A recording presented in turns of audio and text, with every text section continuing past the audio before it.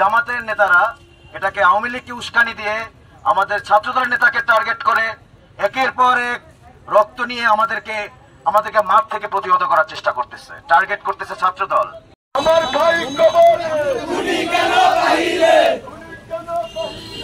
আমার ভাই কবরে। আমার ছেলে এক ছেলে, আমি বহুত কষ্ট করে পালছি, লালন পালন করেছি, রিক্সা চালাইয়া আমার ছেলেরে পড়াইছি। আমার ছেলে বিনা অপরাধে ঢাকার বাড়িতে নিয়ে আমার ছেলেরে হত্যা করেছে। খুনের ফাঁসি চাই।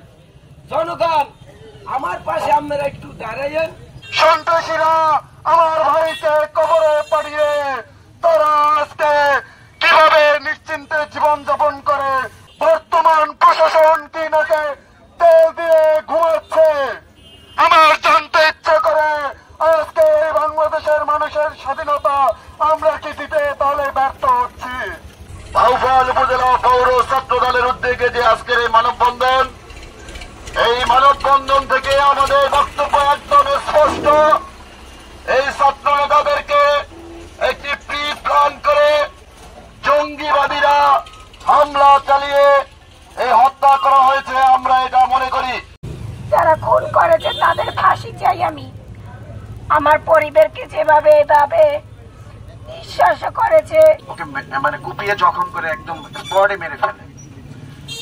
আমরা বলতে চাই বাংলাদেশ আইন শৃঙ্খলা বাহিনীর এই নাজেহাল অবস্থার কারণে বাংলাদেশের বেসামাল পরিস্থিতি আমরা সামাল দিতে পারতেছি না। জামাতের নেতারা এটাকে আওয়ামী লীগকে উস্কানি দিয়ে আমাদের ছাত্রদলের নেতাকে টার্গেট করে একের পর এক রক্ত নিয়ে আমাদেরকে মাঠ থেকে প্রতিহত করার চেষ্টা করতেছে, টার্গেট করতেছে ছাত্রদল। তিনি 24 জুলাই আন্দোলনের রাজপথের একটা লড়াকু সৈনিক, যার মিছিলে স্লোগান দিতে দেখেছি